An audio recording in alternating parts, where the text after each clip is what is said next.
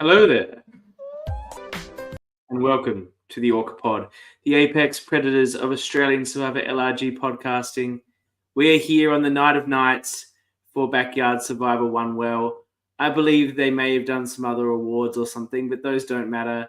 Haley obviously won a game and received a wonderful buff. It was gold or something, but no one cares. What people care about is who is the ORCA of the season. And some may feel that this season is in the bag, but you never know when it comes to the Congress of the ORCAs. They play by their own rules. That's why they're ORCAs, and some of them will vote for the people you least expect. So stay tuned at the end of this program as we reveal the ORCA of Backyard Survivor 5 One Well, and we welcome that person to the Congress of the ORCAs. Just a little bit of housekeeping before we get into our chat with Kyle and Bryan that I know everyone is itching to hear about. Next week, 100 episodes of the ORCA Pod in just over 2 years. It's been a momentous effort, but frankly, it's a pleasure for me to get onto your screens or into your podcast ears, into your earbuds or whatever the fuck people use with Samsung phones, into those eardrums, and hear my sultry voice talk about LRG Survivor. I appreciate all of you. Dani and Jules appreciate all of you. We love the community and we love bringing you this show. So 100 episodes next week. Jules and I will be facing off in a competition to name every single one of you that has played an Australian LRG in boot order per season. If one of us gets it wrong, there's shame rain down upon them, and your photo will be on screen when we correctly identify you. Your name will be there. We might even make a little quip about who you were and what you did. So if you played in one of the presently released 13 LRGs, your name will be mentioned, your face will be on screen, you'll be up in lights, and we will say something about you probably as Jules and I face off in this epic battle. And then after that, we return to Backyard with Backyard 4, the third best season as per the rankings we did like a year and a half ago, as voted by you. I'm sure we'll get Kyle and Bryan's opinion right now about finishing third. They may be miffed, but we will bring them in and see as we catch up with them about all that coverage. So that's what we got. 100 episodes, and then into our Backyard 4 coverage. Tonight, Kyle and Bryan, and the determining and award of the ORCA of the season. Stay tuned. It's going to be a great one. And without further ado, because I love a bit of ado, let me bring in the wonderful creators and hosts of Backyard Survivor, Kyle and Bryan. Welcome. Hello. Hello. How you going? I'm going great. I'm quite warm in this suit, but that's the price to pay for having the pleasure of awarding the ORCA. Now, I'm not expecting a big turnout for this because I feel people think that it's already, done and dusted. But who knows? As I say, I think Andrew felt he was going to win the ORCA for season 2 and was perhaps a little bit surprised when Jess managed to pip him at the post. But of course, she spent the entire tea party arguing that she should get it over Andrew. Stephen. There's a reason I'm calling him Andrew, for maybe Kyle would get, but most people in this world would not. It's his avatar. I'm stranded. That's season 2. Let's get into season 5. You guys have taken it to a whole nother level with production. Individual mic packs for every contestant. How are you funding this nonsense? Yeah, calling in a lot of favors, really. The benefit was for me doing a film course through university and working at the university as part of that film faculty, that we were able to still tap into those resources somewhat. But also a lot of our crew now being people that I had met through that course who stayed on with us, who come with their own equipment as well. So yeah, it was still attempting to do that all on a budget, and reaching out to the community side of things to get the resources.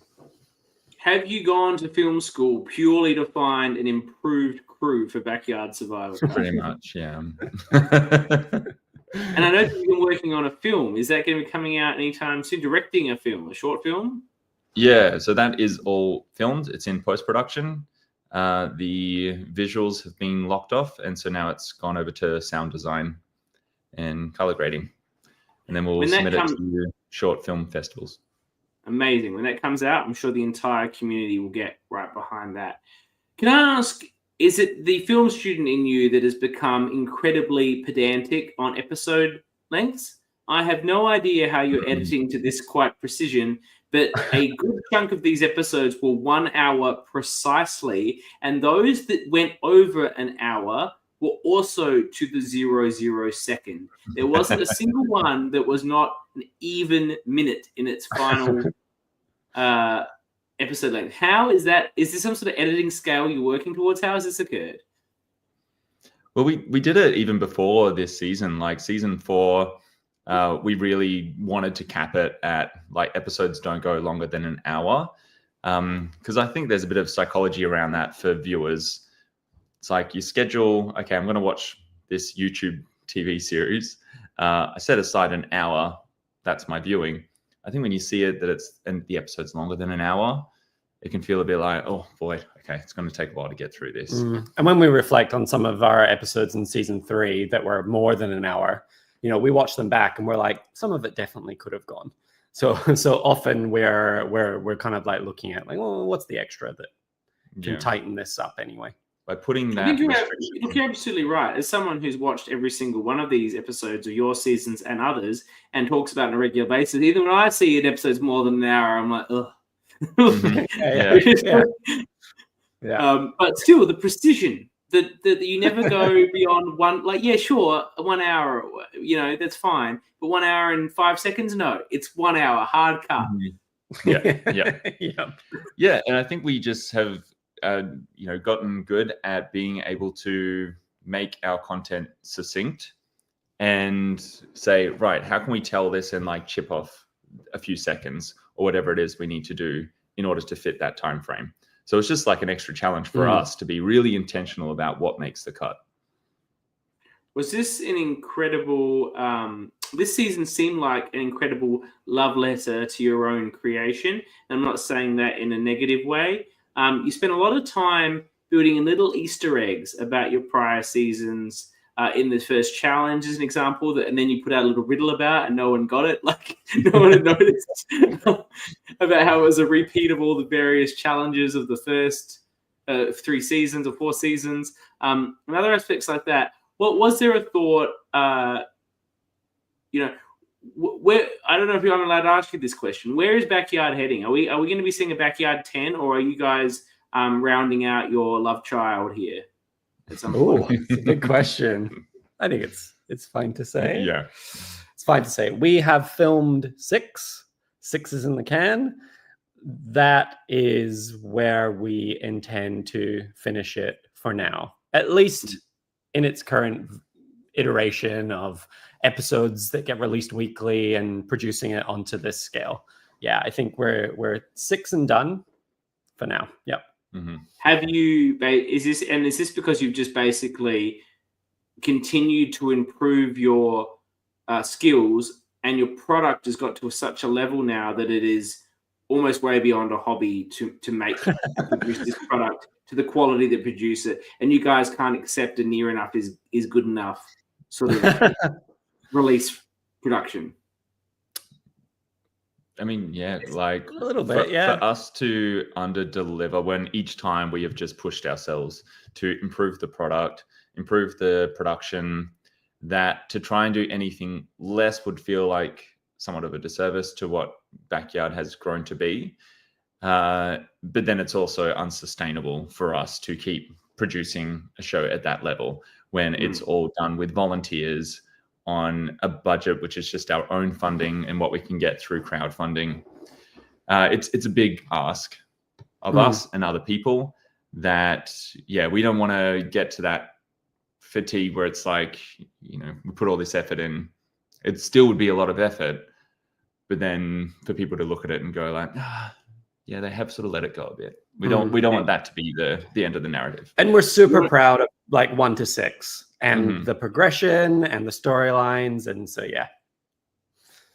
Well, I think obviously we've still got 6 to look forward to, but obviously the community is going to miss you when you do finish up. But equally, you've obviously been such a huge inspiration to many other creators that have picked up the mantle, making their own shows all around the country. So obviously your inspiration will live on through them and the shows that they have made. Tell me a little bit about the casting for this one. Sort of an interesting one with... tell me about the choice to bring back 2 players that had played in seasons before. I know a lot of creators in the space generally aren't interested in bringing back people that have played other seasons, and it's not an issue against those people, even where they're fantastic characters or they're worth bringing back because they are great players. It's about wanting to give other people opportunities that haven't had the same opportunity as those people. And I know that this is not something you've shied away from, but it's not something that you've looked to do excessively either. Like, I think before this, the only person who probably played once before was in I think Calvin played Melbourne after he played Backyard. So I think it's only Kath who had played the Melbourne season 1 with Kyle, which is, effectively barely a season. So to bring back Mel, who had played in a substantive season, and Tara, who played in a substantive season, who are both wonderful women and fantastic players, I'm just interested in the thought process of having them on this season. I think a couple of different things. When we do casting, and in this one in particular, people love 4, so we had more people apply for this than ever. Do you know how many? So, can you tell me how many? Do you remember? Don't remember. Over 100? Yeah. Over 100? Yeah, or is that... yeah, it would be over 100. Oh, well done. Yeah. I said it very confidently. Kyle was like, I don't know. But once we've got our short list, we've got all their pictures and names, and we shuffle everything around and we go, what about this? What about that? What about this? And so, yeah, I mean, Mel and Tara get cast on their own merit. It's not coming off of, I guess, their own games. It's the way in which we think that they'll interact with other people. One thing that we kind of cast were lots of super fans of the show. So people like Tommy, people like Megan. So people who we knew would, I guess, I mean, they weren't the ones that even recognized them, but just to be able to kind of facilitate those sort of interactions with each other. And I also, Mel and Tara have shown us a lot of support over the years. And I believe, tell me if I'm wrong, that when we're filming 5, we're kind of, I guess, filming knowing that we're going to wrap up soon and want to give Mel and Tara a shot on our show as well. Yeah. Yeah. And Mel had applied for Backyard before appearing on Canberra. But the previous season to 5 was 4. That was during COVID. We weren't offering spots to anyone who was interstate. And so for season 5, it was the first opportunity we had since season 3, which we filmed the same year as season 1. So a long time passes before we're accepting interstate applicants. The only exception is Matt C ends up playing 4 because he comes over to crew and is a sub, and last minute we throw him in there. But so we had people like Tara and Mel apply for 4, and we didn't even consider them because they were interstate. Same thing applies for a lot of people. I think Tommy applied, Kath had applied. So going into 5, there were these people that had been supporting our show for a long time, that just the timing wasn't right to give them the opportunity, that we were like, we really want to now give them that opportunity to be a part of the Backyard Survivor story. With regard to Tommy, he's an interesting one because he had been, as we discovered from his sort of intro package, a super fan of Backyard Survivor. A lot of commentary on the YouTube videos each and every week as it's progressed, his thoughts on not just, I like this person, don't like this person, detailed analysis of the mood, of the plays, of what's been happening. And obviously, you say he'd applied for 4, but you probably didn't want him on as a 15 or 16-year-old, just from a legal liability perspective. I know you had Jake there who was 17 and his parents had to sign a waiver, but there's a difference between 17 and 15. How devastating... Look, you guys have been through some devastating first boots. Holly is still... Yeah. I actually rewatched that episode just on the recently in preparation for the countdown, and it's still fucking pretty brutal. It's so brutal. And her confessionals after the fact are just gut wrenching. They make you cry. Tommy, though, a pretty brutal experience for such a young man to fly halfway around the country. Been a super fan of your show. It takes a lot of personal confidence, resilience for any grown adult to handle being a first boot in one of these things, let alone an 18-year-old kid. How did you guys feel about when that happened? It was pretty devastating. Like we love Tommy. It was like crazy for us to have Tommy on the show. Like, Jeff talks about like people not even being born before, when Survivor was on. And like, I feel like that's the closest we'll ever come, where like Tommy was like a 13-year-old kid watching our show or whatever when we started. So to have him on the show was amazing. Like, I mean, I think also knowing what the twist was at the beginning, I was a little bit blindsided that I guess he was out first, because I just kind of thought, he's a low-key kind of guy. He might just kind of fly under the radar. This might actually be a great season for him, because he can kind of get his feet under him before people even realize that he's there. So it was pretty devastating. But to your point, I think Tommy is a masterclass on how you just like, I don't know, suck it up, accept it with grace, and acknowledge what the opportunity was for him and admit that he got outplayed. And he stayed on set and he helped us the next day. And he was like really kind and really reported really nice things about the experience, even though it didn't go the way that he wanted. So, I think we all have a lot to learn from this 18-year-old kid. As people always say, it's when you don't win. I was happy to be nominated. But as you said, over 100 people, maybe not, confidently said, over 100 people applied to be on this season.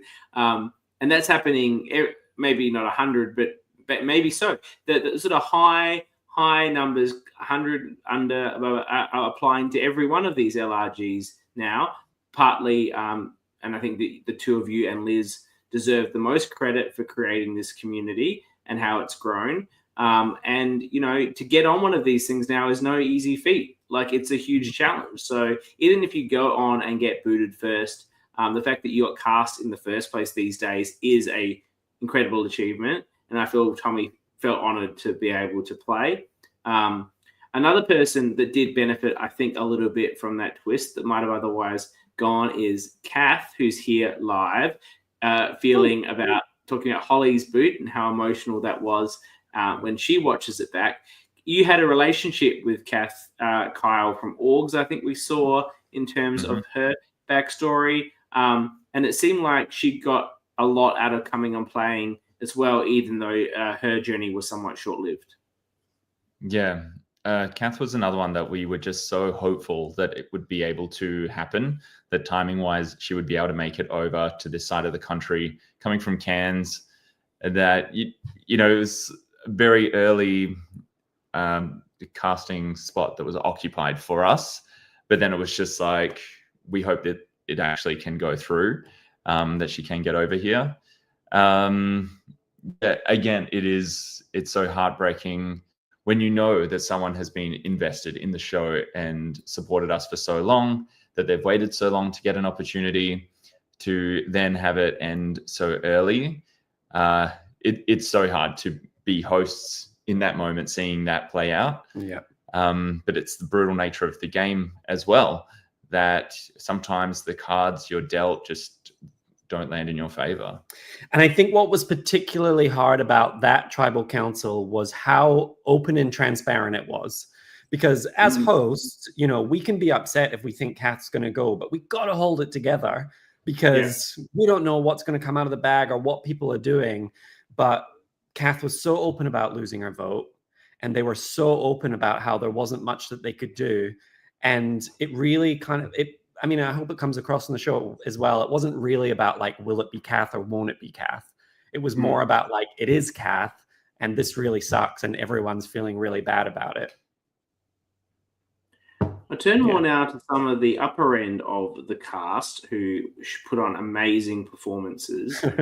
Hayley, the winner, plays an incredible game. We've talked at length about it on the podcast. She's come all the way from New Zealand. Were you familiar with her? Were you surprised to get an applicant from New Zealand wanting to come all the way, not just across the ditch, but then off the entirety of the continent? So she was living in Western Australia at the time. She's since moved back to New Zealand. Yeah. But we hadn't met Hayley before. Didn't know who she was, but she got recommended to apply. She's a friend of Salvador's. So when season 4 was airing, I know. So when season 4 was airing, there was commentary. That's right. Yeah. Yeah. And like, you know, Hayley in her true fashion was like sassy and kind of, it was great in the comments. And so, you know, early conversations of like, you should do this thing. Come join us. And she applied. That's amazing. And I do want to talk about Jess. Is she just lay up casting call based on the legacy, as they would say in American colleges, that she has the family legacy, and how can you not cast another Bulldog on the season for the trifecta? Well, Jess said it in her interview that she was a sub. So initially we hadn't cast her, and you know, we really wanted to interview Jess as Jess and not just, you know, a legacy player, or be casting her based on that narrative of her relatives who have played before her. And ultimately when we assessed the cast, we went with somebody else. But as what always happens, somebody pulled out. Jess was still available. So then in she comes, and it's really not her narrative on the show either. Like, she's not there as like, Zach did this, my dad did this. I know. It was all just her, independently. But it's a fantastic through line for the Backyard series to have those 3 family members be on the show and all be significant parts of the show. You know, they're all merged, they're all jury, like, you know, they're all dateable. It's a real it's a real legacy for Backyard. Now, we don't know who's going to win the ORCA. There's a few contenders. A few people have received votes. But Mark has been such an incredible character this entire season. Absolute supervillain. Some incredible moves.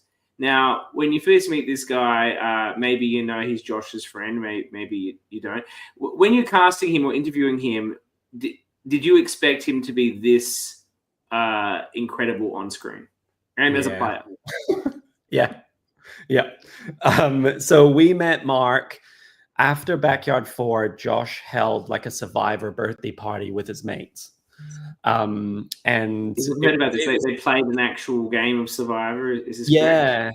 And like it was filmed, but it kind of like wasn't. And all I remember about it is going up to Mark at one point to like film just like B-roll or something like that, and he's like arguing with one of these people, being like, you can come up with your sassy one-liners all you want, but that doesn't stop you from going home, or something like that. And it was just like, it was really intense for a birthday party. But it's because he takes it so seriously, and he really like, he goes in and he wants to win. And I mean, you saw him on the show, and so when he comes into it with that with that intensity, we know that's going to be carried over onto the show.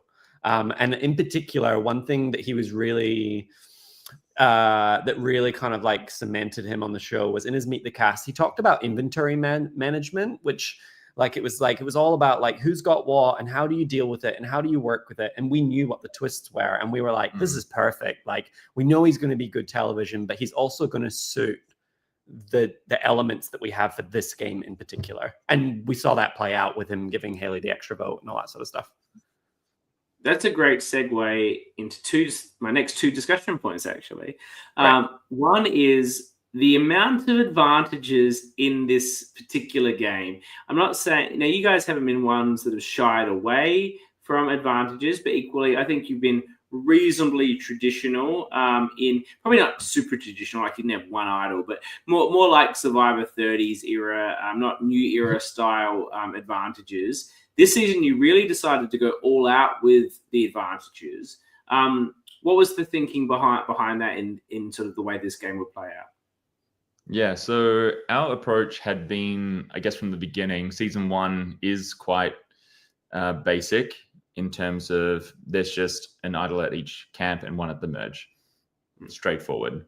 Then we start to introduce some advantages in 2 and 3 and get a bit more creative with the twist as we go, as if Backyard Survivor is just doing a fast evolution of Survivor.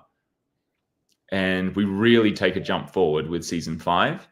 And a lot of the reason behind that was like season 5 was a season that almost didn't happen. Like just with the COVID situation, we had a whole different plan for 5, which then got put off. So we wanted to come up with something that was just going to be so different and explore all these other ideas we'd brainstormed and put it in the mix to get like a real creative type of season. And that played a big part in who we cast as well.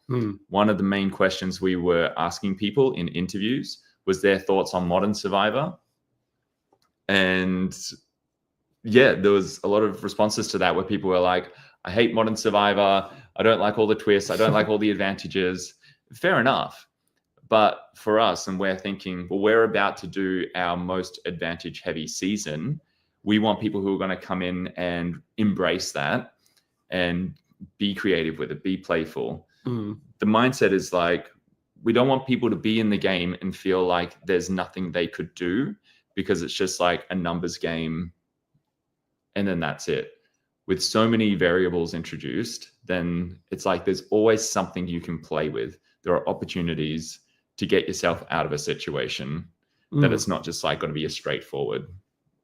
Yeah, we really wanted something because like season 4, if you look at the boot order of season 4, it's not the most exciting. It's really more about like the emotional journeys that all of these people are on. And, it culminates with us having a big old cry, and we really did want something different. Instead of trying to replicate what that was, let's create something that looks so different from that people don't even almost compare them. And I think we were successful in that. But also, if you look back on Backyard, especially 3 and 4, the idols and advantages actually made very little impact. Like famously in season 3, the final 5, the 3 in the back all have idols and they're all trying to pass them off to each other and none of them need them. And then in season 4, they kind of don't really get that much traction anyway. So I think also no one ever finds one. They can't follow your very simple instructions. I think as like game designers and creators, it's also exciting for us to kind of create a season where that was almost going to be impossible this season. Yeah. To have the same outcome. How did you feel? So I have a couple of questions about these advantages that I want to clarify. But the first thing I want to talk about is not one of these clarifications, but your feeling when, American Survivor is doing Shot in the Dark for 6 seasons and nothing's hitting and there's so much commentary in the broader Survivor community and the podcasting community about whether it should be changed, whether the chance should increase each time it's played because it's just not hitting. Meanwhile, you're sitting there with the second ever Shot in the Dark pulled out of a hat, boom, on a really important vote, saves a person that will be going. In retrospect, because you probably, when you filmed this, 41 had come out, 42. you know, as you continue to watch these Survivor seasons, were you sort of surprised about how often that shot in the dark didn't hit, and then therefore how lucky you guys were that yours hit at exactly the right point? As a producer, that's what you want. You want Tara saved there because it's interesting. Totally. Yeah. Mm-hmm. Yeah, I mean, like every time we saw it pulled out, we were like, because we knew we had it in the bag, we were like, are we going to be the first? And we were sitting watching 45 when it happened, and we were like, like they beat us to the punch. But chronologically, in real time, Tara was the first person to pull a shot in the dark, unless it's happened on some other game that we don't know. Yeah, I don't think it has. She's the first. Yeah, it's amazing. It's everything that we wanted from it. Yeah, and totally stand by it. In a game like Backyard Survivor, in live reality games where it's so fast paced, it's so easy for people to just be in a majority, easy pickings. You know, you look at our past seasons, like how different would that have been if, you know, season 1, like that Jelani 5 can't just be at the merge going like, well, we're going to pick you off. It's like they can't be that straightforward about it. They need to be thinking of this risk of a shot in the dark. And so, yeah, we're really excited to introduce that to Backyard and totally stand by the decision to do that. Yeah, I think it suits LRGs better. Like with Survivor, you have so much time. Real Survivor, you have so much time. But, you know, in LRGs, you got like sometimes 5, 10, 15 minutes to pull something together. And from an editing perspective, sometimes the content is not there because, you know, you get these strong alliances who are like, all right, bye.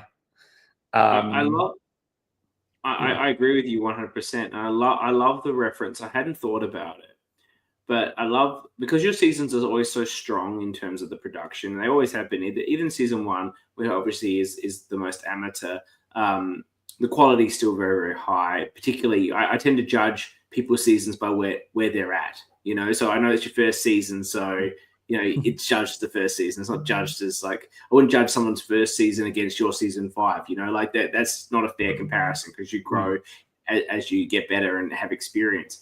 But I never really thought about it. But other than season 2, which is, in my opinion, the most dynamic and interesting of any of the LRGs that have been released, you do have a bit of a pagonging of alliances where an alliance takes control and just votes everyone out. It happens in 1, it happens in 3, it happened in last year and in 4. And the only thing that really saves 4 is your double tribal twist, bringing the numbers out in such a way, like such a lucky way, and then with the right immunity outcomes that breaks up the 6 yellows into, and then creates the rock draw after the fact.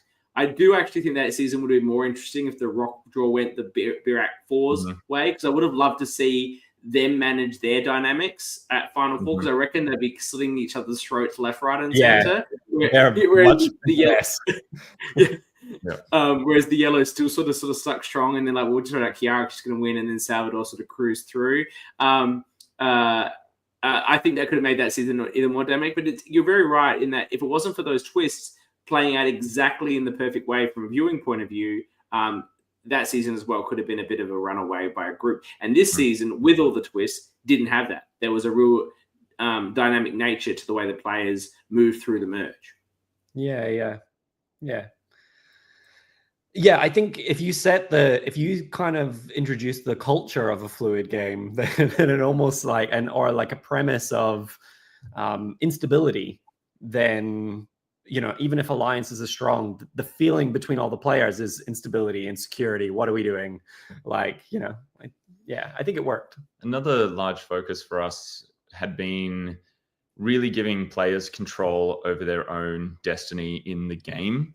So it's like by introducing all these tools, the idols advantages, it's like there are things out there for you to play with if you want to go down that route.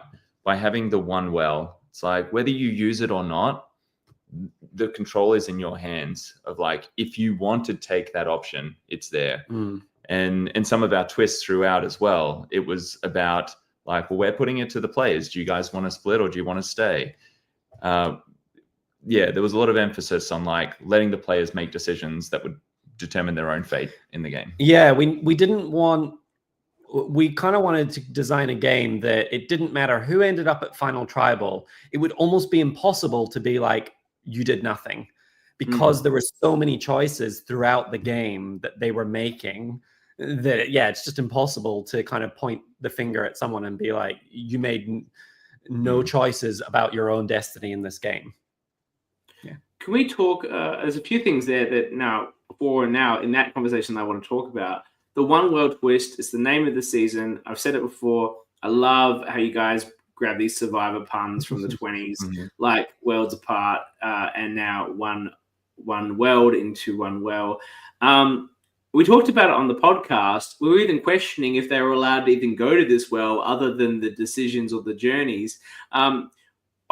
Did you anticipate that the cast would use the well more often to interact with their other tribe mates? Because it feels like, I think there was maybe one occasion it happened. It did not happen other than in a ordained manner. It didn't happen in an organic manner that you perhaps expected. Yeah, like we had rules in place trying to avoid the situation where everyone just gathers at the well. We had these rules with our crew of like, right, like if two people are at the well and then like there's someone else from that tribe that wants to get in there, like you've got to sort of move them along to be like, you need to let somebody else occupy the well now. At one point we were going to have flags that were raised to be like, no, that's like, enough time. Yeah, like the capacity has been reached. Yeah. Like an airplane bathroom, you occupy. Yeah. But we did know that there was the potential that it wouldn't get utilized that much. And so we had the conversation of, we can't bank our entire theme on them using this, because if they don't use it, then what was the point? And so it was from that we then were like, well, what if we did kind of summit journey things there as well, so that the well is being utilized in a different way. And then the last idea was, well, talking about like them all at the same camp, the last idea was, what if we did the first vote and everyone was together? That was that was the last one that kind of tied the one well all together, so that the theme didn't bank on them using it. Yeah, and that did work very effectively, I think. Yes. In terms of the decisions, we talked about in the pod that generally speaking, two people saying no or yes or whichever it was probably not enough to make it interesting. It felt like that it was a bit of fait accompli.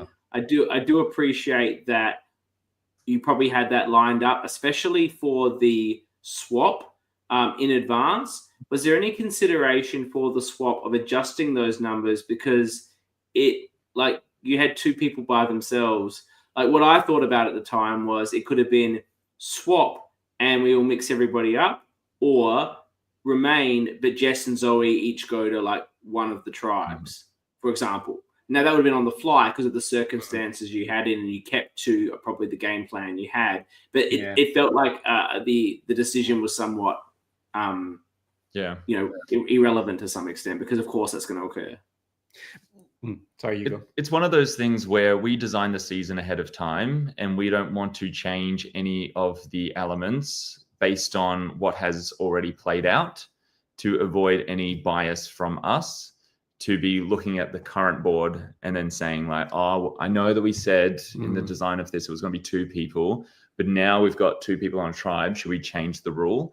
That feels like we're interfering with the game that's playing out.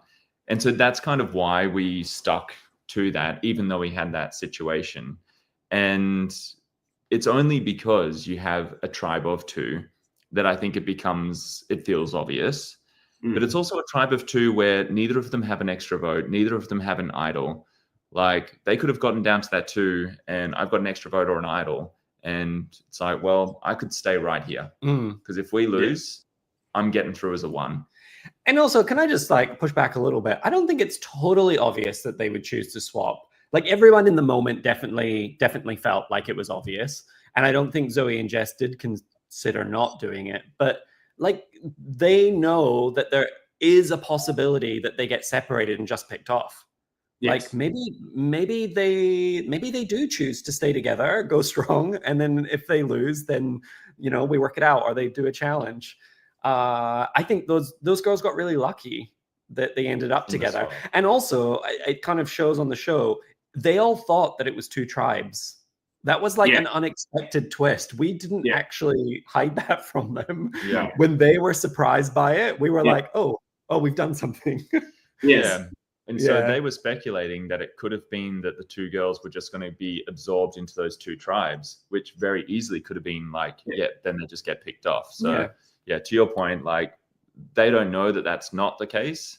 That kind of terrifying idea of like, I'm just going to be plonked in amongst 5 orange players. Like maybe I am better off choosing to stay.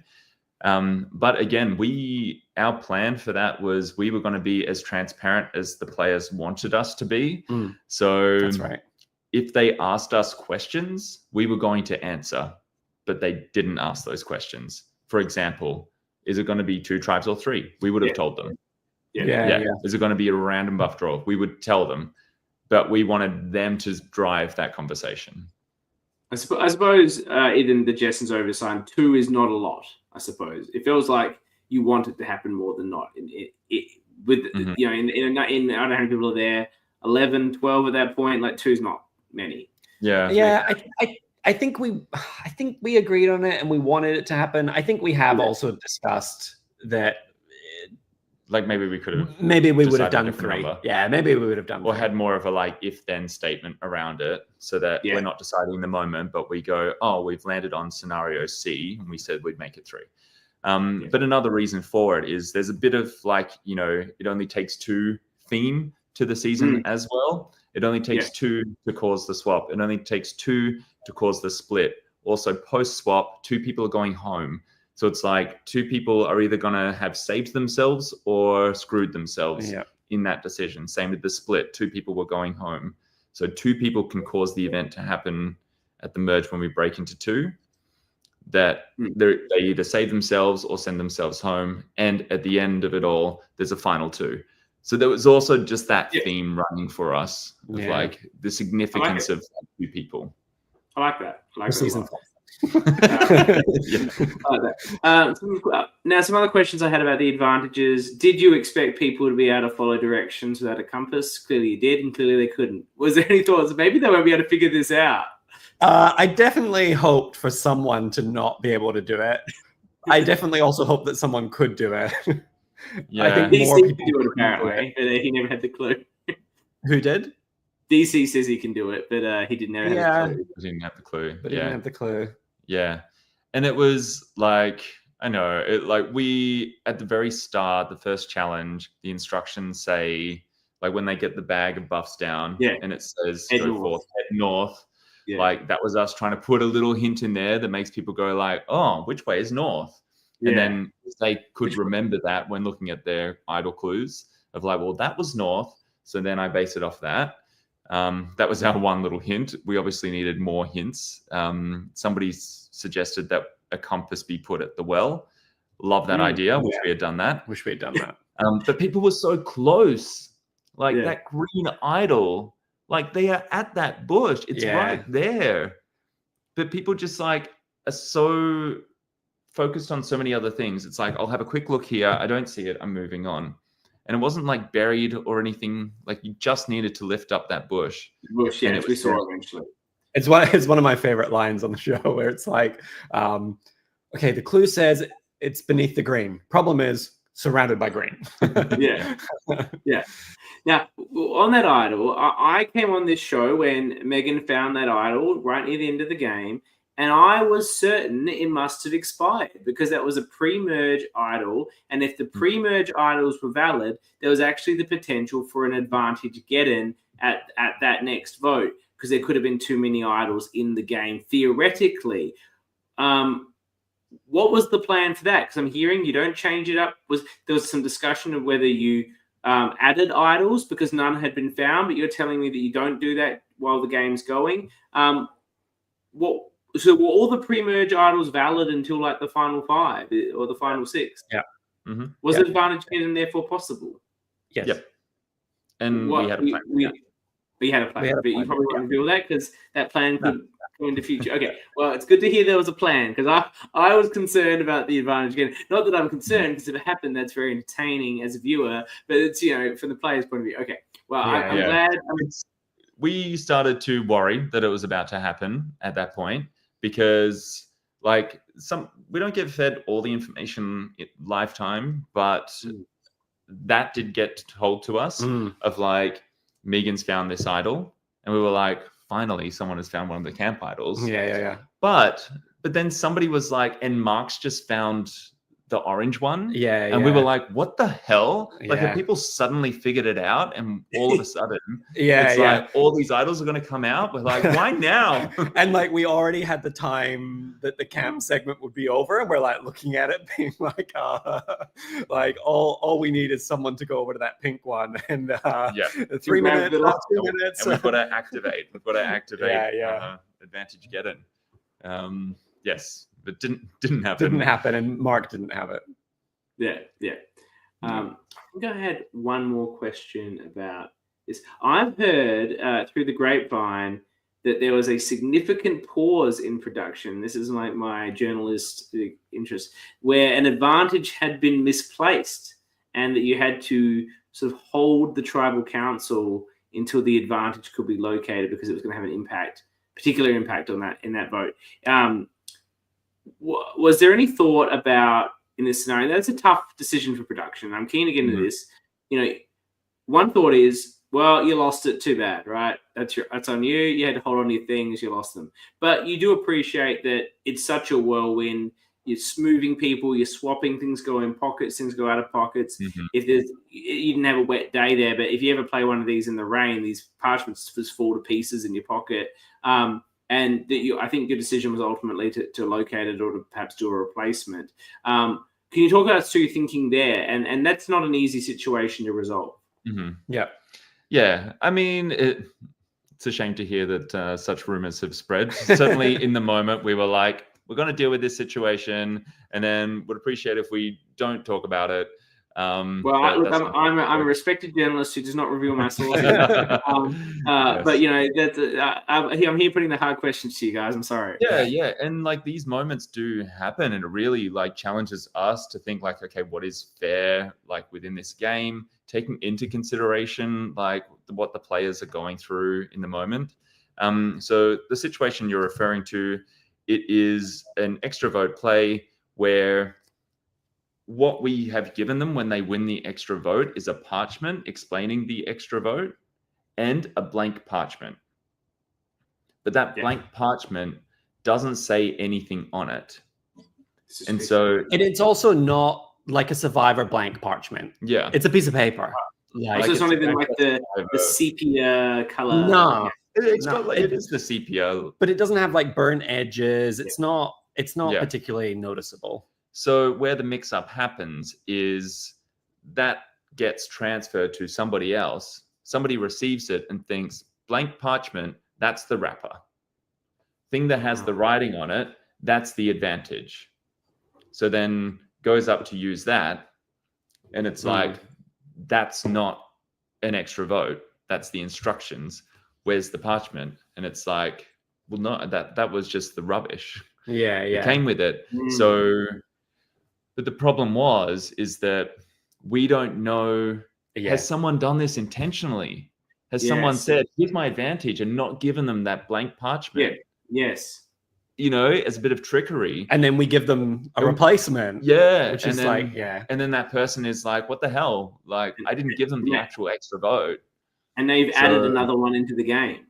That's right. Yeah. And this is like such small numbers. It's like, this could completely change who goes home here. So, so we just had to like pause that tribal council. We basically isolated the cast to be like, to not draw attention to any one person. So it was basically like divide and conquer. Yeah. So we had to go up to the people that it involved and have conversations about the intent, but then also go up to people that weren't involved. And I just had to ask random questions. Like at one point I was like, just confirming that you're physically able to go forward in the game. And someone's like, yes. And I'm like, great. And I just moved on. Yeah. And they're like, what's people just going on? like, did someone get hurt? Yeah. So once we had established that the intent was above board and that we weren't going to fuck the game up by putting an extra vote in, it then still is a question of like, well, do we allow it? But so they then technically don't have that parchment. Yeah. So then we have to measure to what degree are we to blame here? Yeah. Like, because was it clear enough? Was it established enough for the players to be able to navigate in this quick game? And ultimately, where we came down to was it was more of our mistake than theirs, and that we had almost not done it. We'd almost done it a different way. And so we were like, we've made this decision very late. We were kind of going back and forth, and now it's created this mess. That's definitely our fault. And the intent was above board. So we can move ahead with this with clean conscience. 45 minutes later.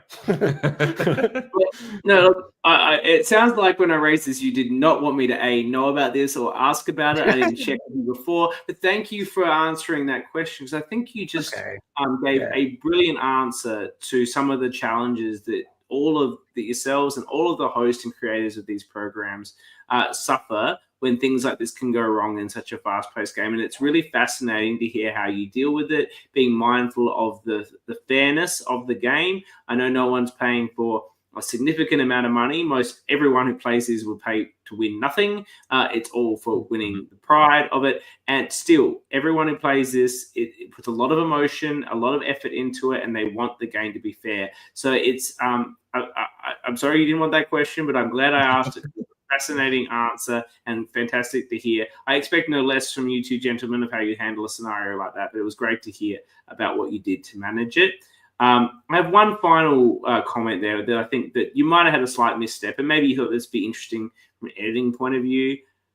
Going right back to the first episode, Coach, I'm going to play my shot in the dark, plays a shot in the dark. Surely you're aware that he's played his shot in the dark. You ask for advantages, idols, etc. He's not aware that he's supposed to stand up there, but the cast should really know that he's played his shot in his dark. That's not interfering. That's not a move. That's the rules.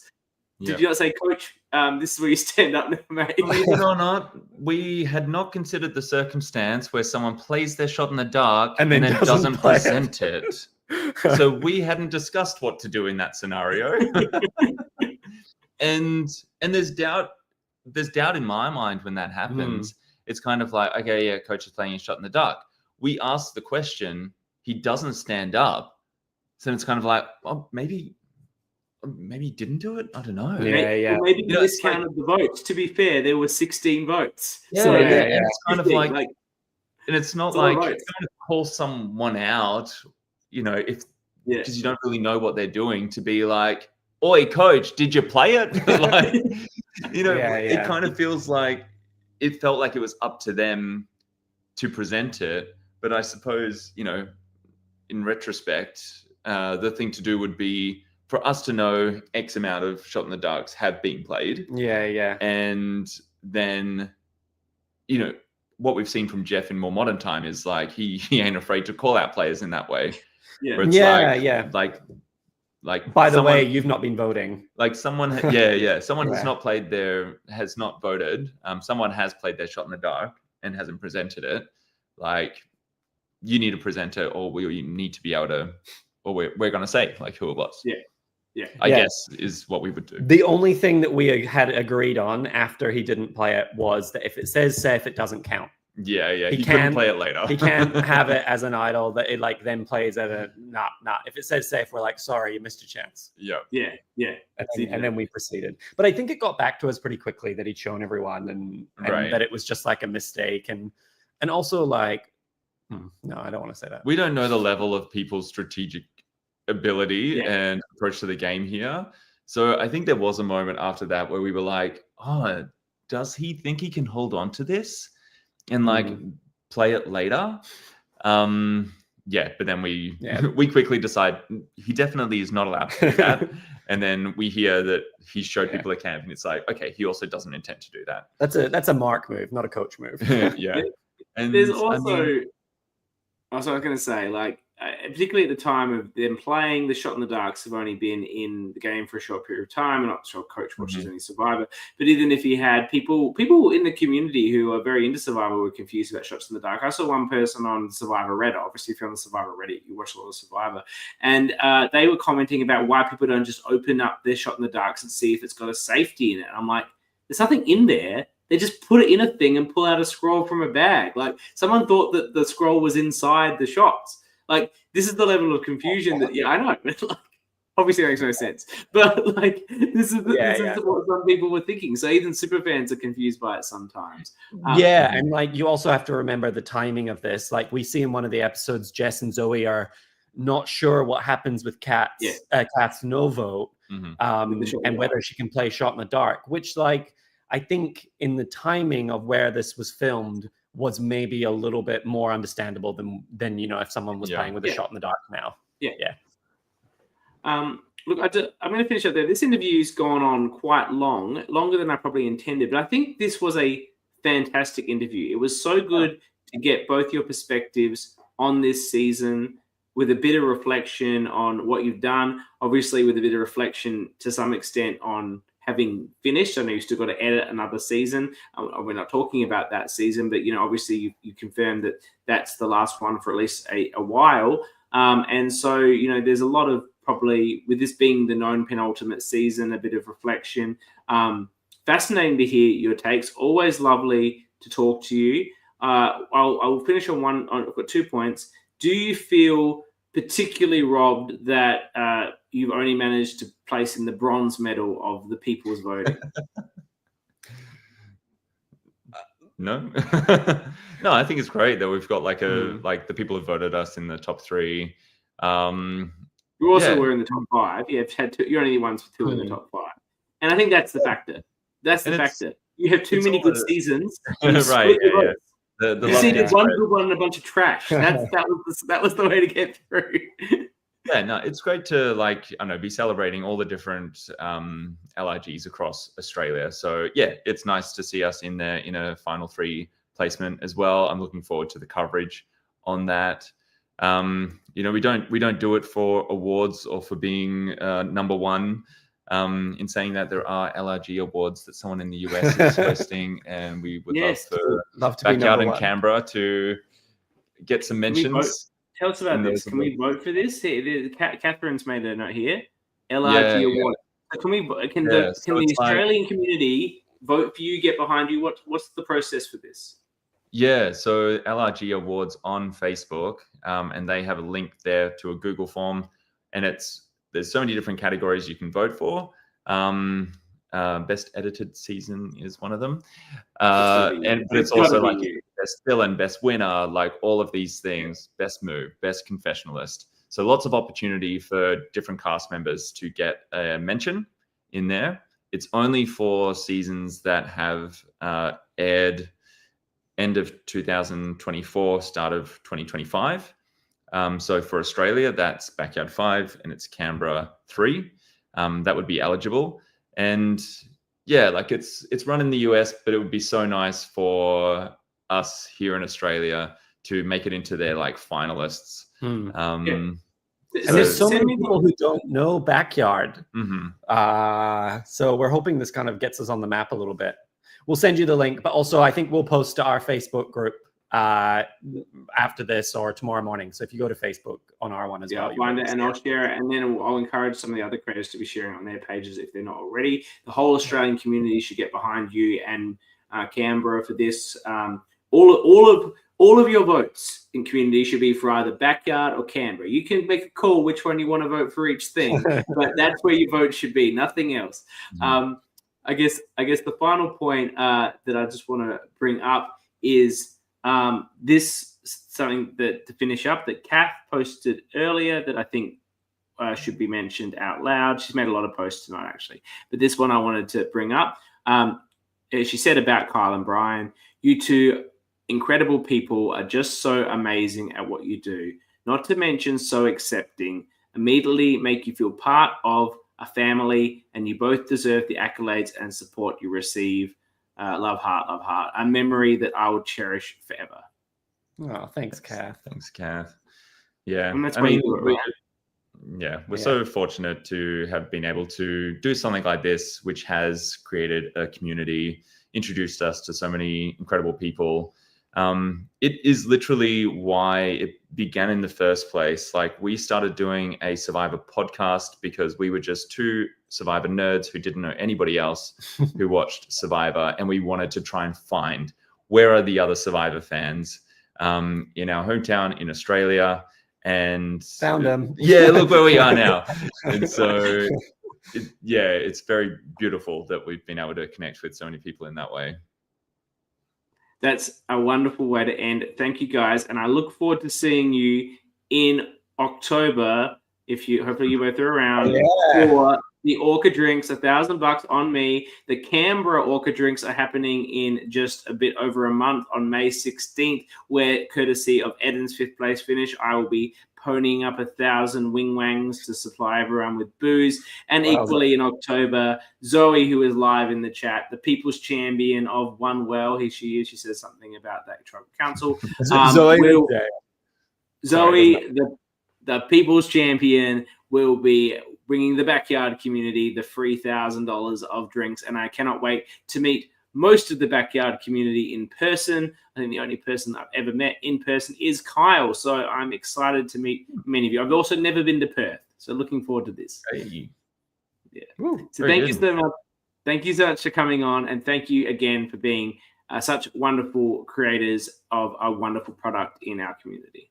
Thank you, CK, no worries. and Thanks, thank you CK. for all the coverage throughout the season as well, with you and Jules and Dani and all your guests as well. It's really lovely, like, expansion on the experience for the cast members as well, to be able to watch your reviews of each episode and get to chat to them about their experience. So thank you for putting in all that effort as well. And congrats on 100 episodes. Thank you. And what we've tried to do, I hope, and I think people appreciate that, is I know when people were podcasting before, it was a bit fast and loose. Sometimes I'd do it, sometimes they're not. That's fine. And then I decided I wanted to make a real thing about it. I want to be consistent. I want to deliver weekly episodes. I want people to know the episode is happening. It's regular. And then I wanted to raise the standard in terms of the production, just like how you guys have raised the standard of your production. It's because I want to be aligned with this podcasting, to be aligned with the commensurate with the level of quality that the creators are producing. So it is one continually improving product in the broader global sense of everything that we do. Oh, great. Thanks, CK. Now let's find out who's going to be the Orca. It's a mystery. We will find out. We'll be having that in just a moment. Thanks, guys. Really appreciate it. Cool. See ya. So a few people have jumped in here and said, I've been looking very dapper. Thank you, Mel. I do look fancy. And I always dress up for this night. Same for Takan. I always dress up for this most important night of nights, where we welcome someone to the Congress of the Orcas. Somebody wins Survivor. Somebody's the first boot. But the thing that really matters most is, were you the Orca? I think we all know that's very important. Now, I'll be bringing up now my fantastic, I need to alter this slightly. Give me a second. Slightly unprofessional. I do apologize for that. Maybe I brought up the wrong thing. Okay, give me 1 second. I will now add this. Normally, I have a co-host here to help me while I've flubbed my way through this. Stop screen, share screen, share screen. Okay. Now I've done it. Great. All right. Excellent. Excellent. So, for those not familiar with the Congress of the Orcas, as we have done our LRG rank down over the last 2 years or year and a half or so, we have voted for various awards: Best Player, MVP. Mel, you don't know what's going to happen. Anything could happen. We have been awarding an Orca award to a contestant of every single season. There are still 3 to go. That's very exciting for the bronze, silver, and gold 1, 2, 3 seasons that we're about to cover, to bring in some more Orcas. But those Orcas then form the Congress of the Orcas. So to confirm who those people are, firstly, it's the people that participate in this podcast. We are, of course, the Orca Pod, and we have a vote. So we have myself, we have Dani, we have Annabelle, who, of course, features as a guest from time to time, and in the Tea Party, the most important podcast that we do of any other season. and Jules, whose season is yet to air and therefore does not have a fun little grab with her name from her starting sequence. Hopefully that will air sometime soon so Jules can have a better picture. Not that it's a bad picture of Jules, but just, we want our Survivor starting picture. Then the Congress of the Orcas welcoming them in is Kevin from Melbourne 1 and his 27 minutes of glory. Calvin from Melbourne 2 also appeared on Backyard 1, but his ORCA awarding season is Melbourne 2. Matt from Backyard 1 famously complained about everything to everyone and continued to do so well after he was booted. Jess, in a bit of a surprise result from Backyard 2, everyone sort of thought it would go to Stephen, but Jess spent most of the tea party arguing with him and lobbying for it once she realised how much Stephen wanted it, and the people spoke. What could I say? The Orcas liked her energy. Andrew was one of the largest slam dunks we've seen in the Orca history, an incredible player on Exile. Ethan, the first ever actually official winner of the Bromilow Medal, hence why it's called the Bromilow Medal, because it's his last name, and it's a fun little play on the Brownlow Medal. But Ethan from Sydney was the first ever winner. Dom from Canberra 1 famously tore off his shirt and stole a bunch of croissants when he was voted out. I don't think anyone's ever been quite that Orca in a physical sense on their boot. Tyler from Brisbane, absolute game player, a bunch of people that barely knew the game, ran rings around them, and ultimately it was too dangerous, but strong-armed them all the way through. And our latest inductee, and rewriting the rules a little bit on the Orca, because it brought up a bit of a discussion as to whether the Orca is supposed to can be a good player at the same time. Is this someone that's a bad player, that's loud and proud, that has a propensity for narcissism, that uses strong-arming tactics, and therefore plays badly, gets booted early? And that is the case for some of these people. But I think for the most part, being the Orca does not mean you have to play a bad game. Andrew makes the final 4. Jessica makes the final 4. Ethan makes the final 4. Dom is merge boot-ish. Tyler is about a merge boot. And Lauren's about 6th from memory. Calvin's also the merge boot. And Matt's an early boot. The only pre-merge boot, actually, it's just the fact that everyone in Backyard 1 was so nice. The fact is, being an Orca, displaying your propensity for narcissism, being loud and proud, strong-arming people, does not mean that you played a bad game. It just means you played a game in a particular way, and it may or may not have yielded results. So tonight, we're now crowning our newest Orca, and we will be delighted to bring them into the Congress.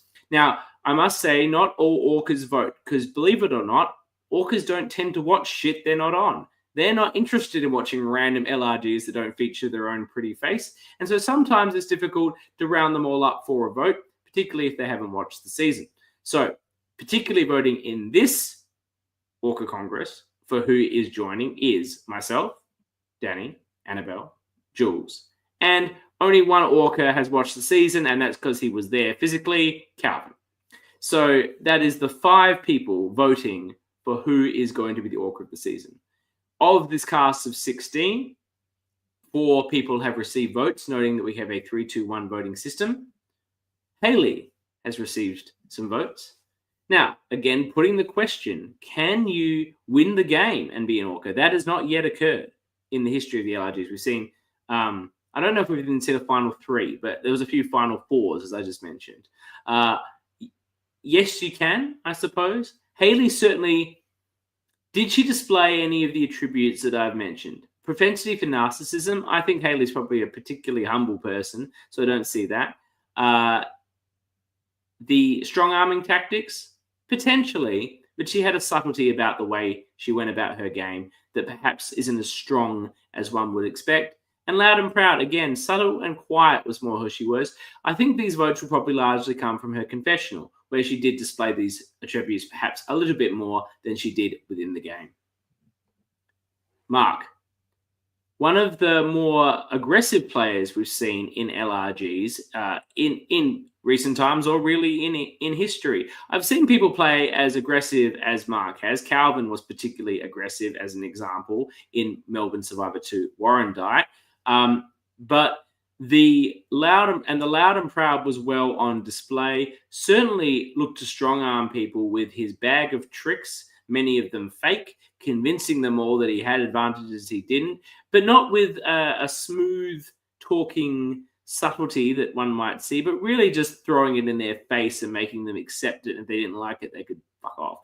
That was generally how he went about it. We love that strong arming ability, loud and proud, certainly. And I do think this man loves himself like any good Orca narcissist should. So, there's been a lot of talk that maybe Mark's already got this in the bag. But as I said, the stranger things will happen. But he probably deserves it. Whether he wins it or not, he deserves it, I would suggest. Megan has also received some votes. I think what we realized is this woman really strong-armed a lot of people, particularly in the back end of the game. Did she force her will on the players? I think perhaps she picked it up more so when Mark left. She's like, there's a gap here for me just to throw my weight around and make people do what I want and throw my idols in their face and then not give them idols when they're begging me for them and just roll that through. A little bit villainous energy, a little bit of strong arming. I wouldn't say she's narcissistic, but she's certainly loud and certainly has the qualities to make her a potential Orca. And finally, Tara. Tara always gets herself in this situation where she always has the potential for an Orca, and I'm happy for her to be an honorary Orca. If she never plays again, I'll just throw her in as an honorary Orca. If she plays again, maybe she can earn it on that occasion. But the fact is, she does have a lot of these tendencies. She's probably the one she probably lacks most is loudness. I think she's more subtle and cerebral than that. But I think she has the narcissism and certainly has the strong arming tactics. Again, possibly a bit more subtle. I think it's very hard sometimes for women to strong arm people, though Megan managed to do it, as I mentioned. But all four of these are worthy contenders for the Orca. And now I will go to the votes. Now you'll see that there is a discrepancy in the votes, noting that I said it is a 3-2-1 system. If you calculate the numbers I'm about to bring up, it doesn't result in that total number. And that's because some Orcas felt the need just to throw 3 votes. Tara is a total queen, correct. From Mel, thank you. Some Orcas decided to throw 3 votes at the person they thought deserved it the most and weren't bothering with the 2-1. And I am not able to make Orcas follow my rules. The fact is, the Orcas will do what the Orcas do, and that's what makes them Orcas. So if you just want to give me 3 votes, that's what I get. Also, one person gave me a 3 and a 2 and said they couldn't remember anyone else from the season. So again, the numbers don't add up, but they do add up to us having a new Orca of the season. And look, it probably is no surprise to anyone because this was happening from about, I don't know, whenever he first appeared on the screen. Here comes the poll, the votes. Mark has won it in a landslide with Tara in second and Megan in third. Haley got a single vote from someone who was just seeing something that probably wasn't there. But, as I say, people can vote how they vote. So it's very exciting that we have a new Orca. And I have him. He's been waiting live. I think I told him to come on, and my interview with Kyle and Bryan went way longer than I expected, but it was a damn fucking good interview. And I was really enjoying the flow with those gentlemen. So he's waited, he's been behind, and now it is moment of glory. Let me bring in the newest member of the Congress of the Orcas, the Bromilow medalist for Backyard Survivor 5 One Well, the legendary, his game will never be forgotten, the bounty hunter himself, Mark. Welcome, Mark. Hello, CK. I said it once before, say it again. It's good to be home with the Orca pod. You're very welcome. Are you drinking this time? I have whiskey. I'm all fancy. Unfortunately, I'm not. I'm on the water, but there's always time for a drink, as I've made very clear on this podcast. I love the background. You're looking very tan as well. Did you go and get a tan for this particular outcome? No, I was at Rottnest the other day, so I feel like my skin is just radiating. But no, yeah, thank you very much for that illustrious introduction. I'm very glad that my propensity for narcissism has finally found a creative outlet. My teachers will be very proud of the student they said didn't like to share or was very nice to other people. So, I finally found my place. Watching live is your bestie and partner in crime, Josh, who says it's iconic and he's so proud of you sending love from Bali. He's watching live from Bali to see your coronation. What does being the Orca of this season mean to you, Mark? I just think like I went into the season like wanting to be the drama, wanting to leave no cards on the table. And I kind of knew that the title was probably not going to be mine, but the Orca didn't exist at this point in time. But I knew there was something on the horizon. There had to be something for someone like me. So I think just like my kind of energy of not giving a single fuck and just like doing things how you want to do things has finally something is out there for people like me who will never win first place, but will win the hearts and minds of everyone. You won the hearts and minds of everyone on this podcast. I think and as I said, you were loud and proud. You had the propensity for narcissism, strong arming tactics, absolutely. But you were equally playing an incredible game. You took Kyle and Bryan's madhouse of advantages and made it even more fascinating and interesting. I will say, I don't think I've seen, and I'm likely to see, a better move than the bounty hunter idol in an LRG. It's an exceptional move that I'm glad you're being awarded this award that it will never be forgotten. To come up with something like that has so much intricacy, but it also makes so much sense that it could have actually been a thing that was happening. And the thing I love the most about you with Mark, as I said before, you could have gone for a one tribal super idol, two idol, two tribals. Why the fuck not? Yeah, like going into it, that was definitely a bucket list of mine. Like I wanted to demonstrate my talents, and I do pride myself in my craft as an English teacher and using language and words very specifically. And while it has been said I had the subtlety of a sledgehammer, that was an outlet where I was able to prove a little bit more craftiness, a little bit more deceivingness. So yeah, like thank you. I really appreciate the accolade, and I'm so glad I got to showcase my talents in creative and interesting ways. We loved watching you, and this is an important title. You might actually be one of the orcas that watches some of the other seasons, so your contribution to who is the orca of the other seasons will be very significant. You're joining a wonderful group, and I hope that you are in Perth on the date of the orca drinks so I can present your official Bromilow Medal to you. I can't wait. I've got to really think about these votes. Like, do I really want to vote an orca that could usurp me into the council? There might be some strategic voting going on in the future. Who knows? Who knows? Who knows? You really don't have to worry about that. There's the Orca Congress are so much more interested in themselves than voting for these votes. That, as I say, only Calvin participated in this vote, and that's because he was there on the day. You'd be surprised how many of these people don't watch the other seasons that come out because they don't give a shit because they weren't in them. And there's a true orcaness to that. But I feel like you're an orca that's going to continue to watch seasons as the community releases them. Yeah, 2X is everyone's best friend when it comes to some of these things, for sure. You've only got so much time and it's precious. I've got to look in mirrors quite often. It's kind of hard to do anything else. But yeah, no, thank you. I really appreciate it. And can't wait to spend some more time on the pod in the future, hopefully. Oh, we would love to have you on the pod, Mark. As I've talked about and I've talked to you about, I'll say it now. Obviously, I don't know when Melbourne Survivor 4 comes out, but Melbourne Survivor 4 features both Dani and Jules as contestants, as most people know. So I'll have 2 spots on the pod to help me cover that season when it eventually releases. And if I can get orcas on the pod, official orcas, not just unofficial ones like me, official orcas to come on the podcast for that coverage, I would adore having your insight there, though I do appreciate the time difference. Sucks for you. Do you have any final words for the community as the newest orca of the community? I love you all. And if you ever have the chance to play one of these LRGs, as Kyle and Bryan made clear tonight, it's impossible to host them forever. So if you do get a chance, play for content. They have the subtlety of a sledgehammer. Be an orca. It's fun. Thank you so much, Mark. Truer words were never spoken. I want to congratulate you again. Thank you so much. And I cannot wait to put that actual medal around your neck in October. It's going to look so good. All right. Thank you, CK. Cheers.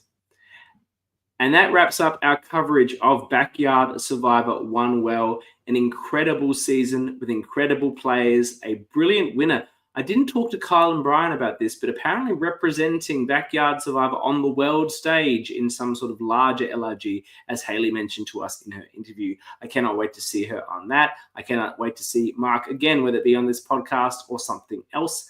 And I cannot wait to see all you lovely viewers again next week on our 100th episode, where we will be, Jules will take me on naming every single person that has played at one of the LRGs. We will name them all in boot order. It'll probably reverse boot order because it makes it easier with like the exiles and redemptions and whatnot. So it will be reverse boot order, and there'll be a point tally if we get one wrong. I'm busy memorizing. Jules is busy memorizing, and Dani has put together a wonderful program PowerPoint that will show the images of said contestants and their names when we get them right. So it will be a factor of every person that has played. I have to do the numbers because my rankings include seasons. No, they don't include them. It's every single person. My rankings only list people once, but there are 197, I think, people that have played that we will be listing. So I look forward to trying to remember them all and to be speaking about you all on our 100th episode. And then we get into our coverage of Backyard 4 on the rank down. I'm really excited to be picking up the rank down again, largely because I just want to finish it. And I'd also like to talk about my own season ad nauseum myself. And that's coming up at some point. Will it be one? Will it be two? We do not know. But it will be one of those. And we will be looking forward to talking about that. I'm sure there's more seasons coming out this year. I cannot wait to cover them. And I want to thank everyone that's participated in our Backyard One Well coverage, all of the contestants that came on and did their interviews, everyone that came on to Twalsh. Twalsh was fantastic fun, even though it drove me crazy because I had to research it every week, so I didn't look like a fool. But let me see if I can remember. There was Kyle, there was Matt C, there was Ashley / Dakota, there was Mel, there was Liz, there was Zach, there was Amy, there was, I'm missing somebody here. I'm sorry if I forgot you. There were other people. Thank you so much for coming on. Was Josh on? Maybe Josh.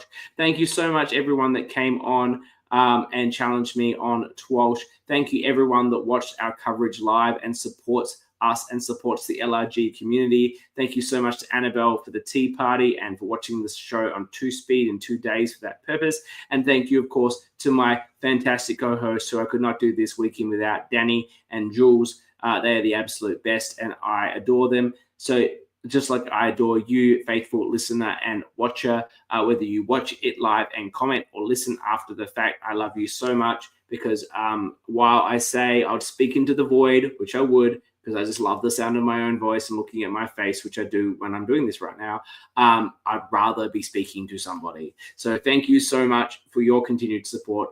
We love being a part of this community and we love bringing you our coverage. So thank you again. We will see you next week for our 100th episode. We would love you to be there live. And until then, have a fantastic week. And I'm not set up for the music, sorry. I'm going to dance alone.